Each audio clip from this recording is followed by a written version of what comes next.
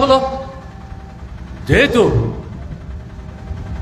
গণতন্ত্র পুনরুদ্ধারের জন্য মানুষকে নূতন করে সংগঠিত করার মাধ্যমে জনজীবনের মূল সমস্যার সমাধানের লক্ষ্যে আমাদের রাজ্যে জনবিরোধী যে সরকারটা চলছে তার বিরুদ্ধে বৃহত্তর জঙ্গি আন্দোলন সংগঠিত করার ক্ষেত্রে গুরুত্বপূর্ণ নেতৃত্বদানকারী ভূমিকা তিনি পালন করছিলেন। তাতে সাধারণ মানুষ, বিপর্যস্ত মানুষ, সমস্যাপীড়িত মানুষ তারা উৎসাহিত হচ্ছিলেন, অনুপ্রাণিত হচ্ছিলেন, মুখ খুলতে শুরু করছিলেন, ঘর থেকে বেরোতে শুরু করেছিলেন, রাজপথে নামতে শুরু করেছিলেন। এতে কারা ভীত সন্ত্রস্ত হলেন?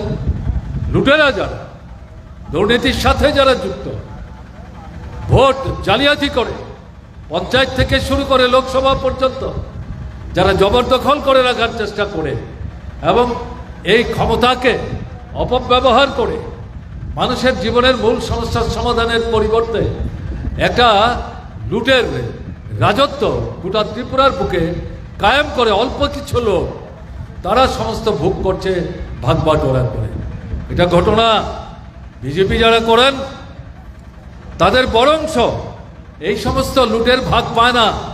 একটা ছোট্ট অংশ, নির্দিষ্ট অংশ উপরতলার, তারাই এই ভাগ বাটোয়ারা করে নিয়ে যায়, তারাই ভীত সন্ত্রস্ত হয়।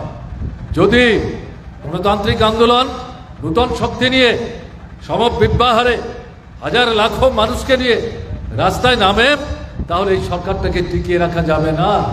তাই এই সরকারটাকে ভিত্তি করে যারা লুটতরাজ চালাচ্ছে তারা ভীত সন্ত্রস্ত হয়ে তাদের দলের ছেলেদের বিভ্রান্ত করে নানাভাবে লোভ সৃষ্টি করে তাদেরকে ব্যবহার করে আমাদের এই গণতান্ত্রিক আন্দোলনের পার্টির সামনের সারের যারা নেতৃত্ব বাছাই করে লিস্টে হাতে নিয়ে তাদেরকে স্থানে স্থানে তারা খুন করার কর্মসূচি হাতে নিয়েছিল এবং তাদের মধ্যে অন্যতম ছিলেন কমরেড বাদল সিং।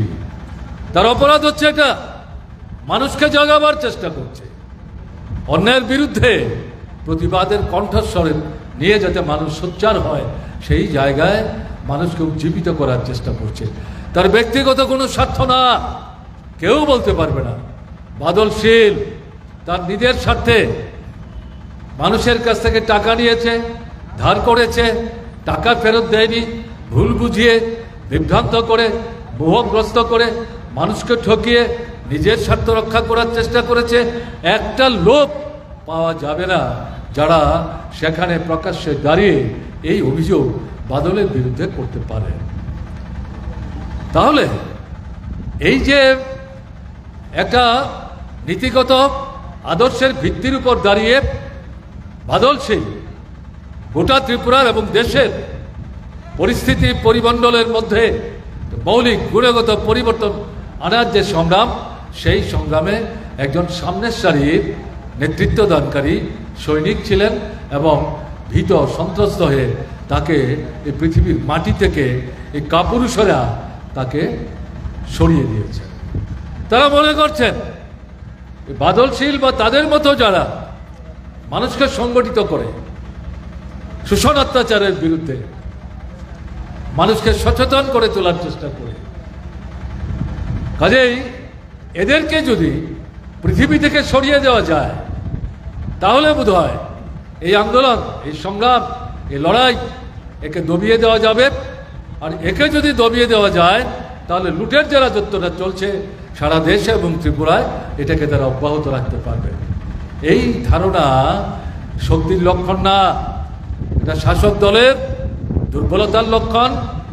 জনগণের শাসক দলের উপর যে অনাস্থা এবং ঘৃণা পুঞ্জীভূত হচ্ছে, যার থেকে মানুষ প্রতিবাদে সোচ্চার হওয়ার চেষ্টা করছে, সেই মানুষের এই সরকারের উপর যে আস্থাহীনতা, এই আস্থাহীনতায় ভীত সন্ত্রস্ত হয়ে মানুষের উপর বিশ্বাস হারিয়ে বিজেপি নেতৃত্ব, আরএসএস এর নেতৃত্ব, তারা এই গণতান্ত্রিক আন্দোলন, বিশেষ করে মার্ক্সবাদী কমিউনিস্ট পার্টির নেতৃস্থানীয় যারা বাদলশীলের মতো, তাদের বিরুদ্ধে এই কাপুরুষোচিত আক্রমণ, খুন, খারাপি তারা সংগঠিত করছে।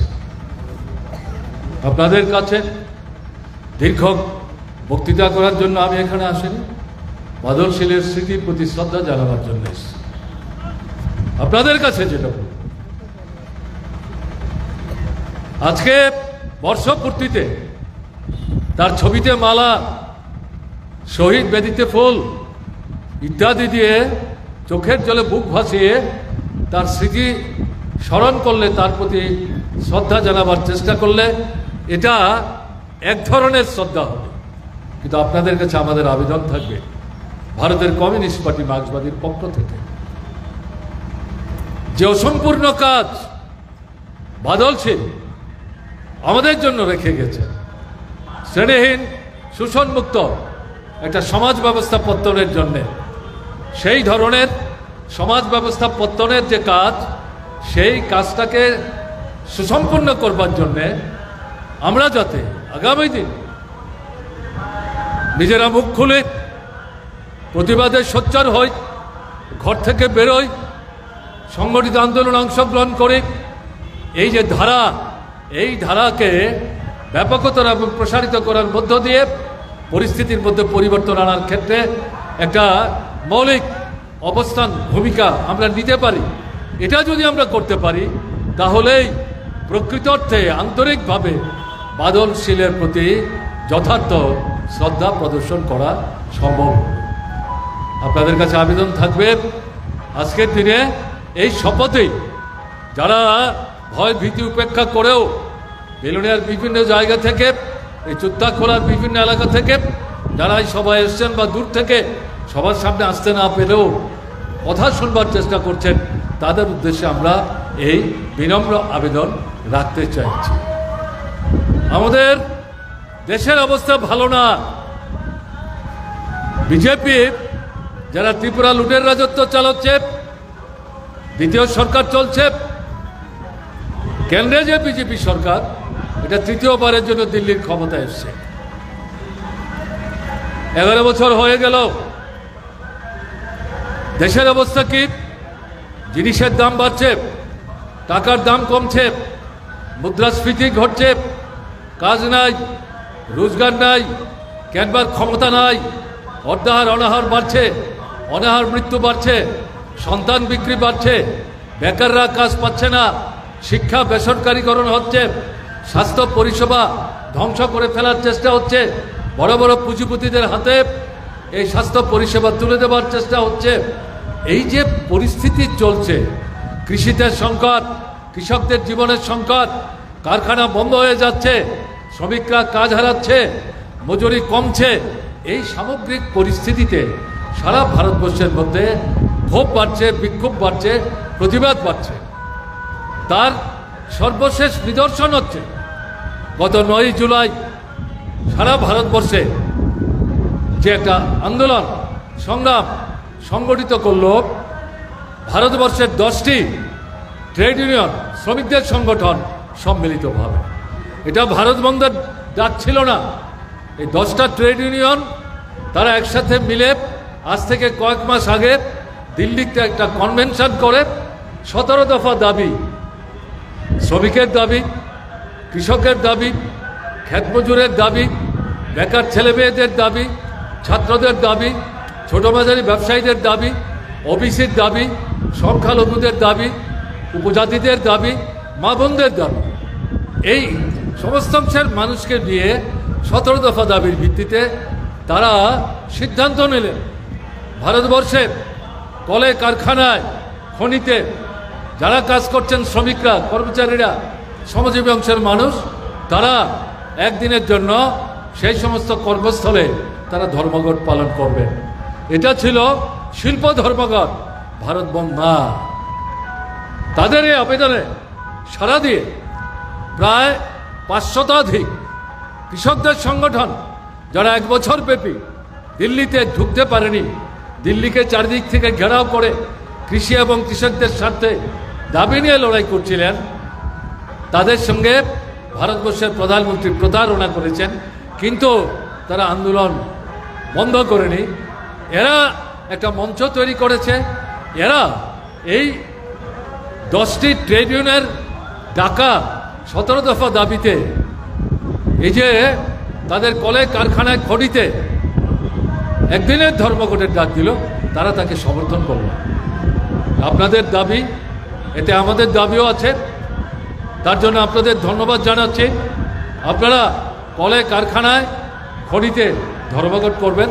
আমরা কৃষকরা সারা ভারতবর্ষের গ্রামে গঞ্জে কৃষির সঙ্গে যারা যুক্ত প্রত্যক্ষ পরোক্ষভাবে, তাদের কাছে আবেদন করছি আপনাদের সমর্থনে তারাও যাতে এগিয়ে আসেন।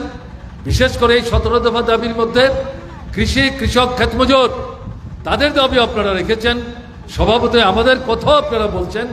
কাজে এরই পরিপ্রেক্ষিতে গ্রামে গঞ্জের কৃষকরা, ক্ষেতমজুররা, দিনমজুররা, তারা যাতে সেদিন সারা ভারতবর্ষের গ্রামে গ্রামে গ্রাম ভারত বন্ধ করে আপনাদের এই ধর্মঘটকে সফল করে তুলবার চেষ্টা করেন। দারুণ ঘটনা। এবং এই ধর্মঘট গত 9 তারিখ ভারতবর্ষে সংগঠিত হয়েছে। এই যে 10টা ট্রেড ইউনিয়ন, তাদের নেতারা 9 তারিখের দুদিন আগে দিল্লিতে সাংবাদিক সম্মেলন করে তারা বললেন যে আমরা হিসেব করে দেখেছি, আমরা যে কলে, কারখানায়, খনিতে এই ধর্মঘটটা করব, তাতে প্রায় 30 কোটি শ্রমিক, শ্রমজীবী অংশের মানুষ যুক্ত। আমাদের বিশ্বাস তারা এই ধর্মঘটে অংশগ্রহণ করবে। ধর্মঘট 9 তারিখ শেষ হলো। 10 তারিখ সমস্ত ধর্মঘটের তথ্যাদি সংগ্রহ করে তারা আবার সাংবাদিক সম্মেলন করে সাংবাদিকদের সামনে তথ্য উপস্থিত করে তারা বললেন যে আমরা যে 30 কোটির কথা বলছিলাম, তাদের মধ্যে 25 কোটি শ্রমজীবী অংশের মানুষ এই ধর্মঘটে প্রত্যক্ষভাবে অংশগ্রহণ করে এই ধর্মঘটকে একটা ঐতিহাসিক চেহারা তারা দিয়েছে। এবং সঙ্গে সঙ্গে এটাও তারা বলেছেন শুধু কল, কারখানা, খনির শ্রমিক না, এর বাইরে ভারতবর্ষের গ্রামে গঞ্জে আমাদের কৃষক বন্ধুরা আমাদের ধর্মঘটের সমর্থনে গ্রাম ভারত ধর্মঘট করার জন্য যে আবেদন জানিয়েছিলেন, তাতেও তারা বিপুলভাবে সমর্থন দিয়েছে। এটা অসাধারণ ঘটনা। ভারতবর্ষের টিভিতে, রেডিওতে এই খবর নাই, কারণ এই টিভি, রেডিও এগুলো নিয়ন্ত্রণ করছে বিজেপি সরকার। বড় বড় যে সংবাদপত্র, ইংরেজি, বাংলা, হিন্দি, এই সংবাদপত্রগুলোর 90 থেকে 95 ভাগের মালিক, তাদেরকে বিজেপি সরকার বগলদাবা করেছে। ধর্মঘটের আগে তাদের যে দাবি, তাদের যে প্রচার, এই সম্পর্কে যেমন তারা নিশ্চুপ ছিল, ধর্মঘটের দিন নিশ্চুপ ছিল, ধর্মঘটের পরেও তারা নিশ্চুপ। ভাবখানা এরকম ভারতবর্ষে যেন কিছু হয়নি, কিন্তু তারা প্রকৃত অর্থে মানুষের মুখ বন্ধ করতে পারেনি। ভারতবর্ষের এই অসাধারণ সফল ধর্মঘটের খবর পৃথিবীর দেশে দেশে এই সময়ের মধ্যে পৌঁছে গেছে। পৃথিবীর বিভিন্ন রাষ্ট্রের শ্রমিক, শ্রমজীবী অংশের মানুষ দুহাত তুলে ভারতবর্ষের শ্রমিকদেরকে সংগ্রামী অভিনন্দন জানিয়ে তারা বলছেন যে আপনারা যে অসাধারণ একটা ধর্মঘট এভাবে সফল করলেন, এটা আমাদের দেশে, আমরা আমাদের দেশের শোষক এবং শাসকদের বিরুদ্ধে যে লড়াইটা করছি, সেই শ্রমজীবী অংশের মানুষ তাদেরকে উৎসাহিত, অনুপ্রাণিত, উজ্জীবিত করার ক্ষেত্রে দারুণ ভূমিকা নেবে। এরকম একটা পরিস্থিতি তৈরি হয়েছে। এর থেকে কি প্রমাণ হলো? ভারতবর্ষের মানুষ, শ্রমজীবী মানুষ, গরিব মানুষ, কৃষক, ক্ষেতমজুর সহ উপজাতি, তফসিলি, ওবিসি, সংখ্যালঘু, মহিলা, পুরুষ নির্বিশেষে এই সরকারের বিরুদ্ধে তারা সোচ্চার হয়ে এই ধর্মঘটকে সফল করার ক্ষেত্রে এগিয়ে এসছে। তার মানে হচ্ছে এই সরকারটা ক্রমশ জনবিচ্ছিন্ন হচ্ছে। কারণ কি? তাদের জনবিরোধী ভূমিকা, তাদের যে লুটের অর্থনীতি, বড়দের স্বার্থ রক্ষা করার জন্য এর বিরুদ্ধে বড়রা, ধনীরা সংখ্যায় কম, 100 জনের মধ্যে 5 থেকে 7-10 জনের বেশি না, বাকি যে 90 জন তারা আক্রান্ত হচ্ছে, বিধ্বস্ত হচ্ছে, জাত, ধর্ম, বর্ণ, সম্প্রদায় নির্বিশেষে তারা ক্রমে ক্রমে এই সরকারের বিরুদ্ধে সোচ্চার হচ্ছেন। এটার প্রমাণ 9 তারিখের ধর্মঘটে মিলল। 2022 সালে ধর্মঘট হয়েছিল, আর 3-4 বছরের ব্যবধানে 2025 সালে আবার এই সর্বভারতীয় ক্ষেত্রে এই ধরনের একটা আন্দোলনের সূচি সফল হল। আমাদের ত্রিপুরার অভিজ্ঞতা কি? আমাদের ত্রিপুরাতেও শ্রমিকরা, কৃষকরা, ক্ষেত মজুররা তারা ওই ধর্মঘটকে সমর্থন করেছে। ছাত্ররা, মায়েরা, বোনেরা, যুবকরা, শিক্ষক, কেরানি, কর্মচারীরা তারা ওই ধর্মঘটকে সমর্থন করেছে। এই ধর্মঘট ভাঙবার জন্য বিজেপি, আরএসএস তাদের দুর্বৃত্ত বাহিনীকে 2 দিন 3 দিন আগে থেকে রাজ্যের মহকুমায় মহকুমায়, বাজারে বাজারে, মহল্লায় মহল্লায় পাঠিয়ে হুমকি দিয়েছে। অফিসে যেতে হবে, স্কুল খুলতে হবে, স্কুলে যেতে হবে, দোকান খুলতে হবে, স্ট্যান্ডে গাড়ি দাঁড় করাতে হবে, গাড়ি চলতে হবে, না হলে পর 10 তারিখ থেকে এগুলি সব স্থায়ীভাবে বন্ধ করে দেওয়া হবে, এরকম হুমকি দিয়ে ধর্মঘট ভাঙবার চেষ্টা করেছে। কিন্তু সেই দিন সকাল থেকে সন্ধ্যা পর্যন্ত, রাত্র প্রায় 9টা অবধি আমরা যা খবর নিয়েছি, আমাদের রাজ্যে এই প্ররোচনা সত্ত্বেও, এই হুমকি সত্ত্বেও, ভয়ভীতির দেখারও সত্ত্বেও প্রায় 90 থেকে 95% মানুষ এই ধর্মঘটকে সমর্থন করে নানা পদ্ধতিতে তাকে সফল করে তুলবার জন্যে তারা ভূমিকা নেওয়ার চেষ্টা করেছে। স্কুল খোলা ছিল, ছাত্র যায়নি। অফিস খোলা ছিল, একটা অংশের কর্মচারী গেছে, বড় অংশের কর্মচারী যেতে পারে। মোটর স্ট্যান্ডে গাড়ি প্রথম ছিল না, জোর করে মালিককে বাধ্য করে মোটর স্ট্যান্ডে গাড়ি এনেছে। প্যাসেঞ্জার নাই, বলছে গাড়ি চালাতে হবে। 2-4 কিলোমিটার গিয়ে এই গাড়ি নিয়ে ফিরে আসছে যে পেট্রোল যা পুরাবো, ডিজেল যে নষ্ট করবো, এর পয়সাটা কোত্থেকে আসবে? দোকান বন্ধ, বাধ্য করেছেন কিছু দোকানিকে 10টা-11টায় দোকান খুলতে। তারা আধ ঘন্টা, 45 মিনিট, 1 ঘন্টা বসেছেন, বাজারে কোনো লোক নাই, ক্রেতা নাই।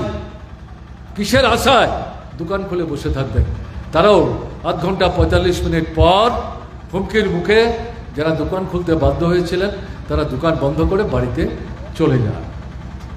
এই যে পরিস্থিতি, আমরা তো 9 তারিখ ত্রিপুরার কোনো জায়গায় পিকেটিং করিনি, জোর করিনি, বলপ্রয়োগ করিনি, এমনকি মিছিল আমরা বের করিনি।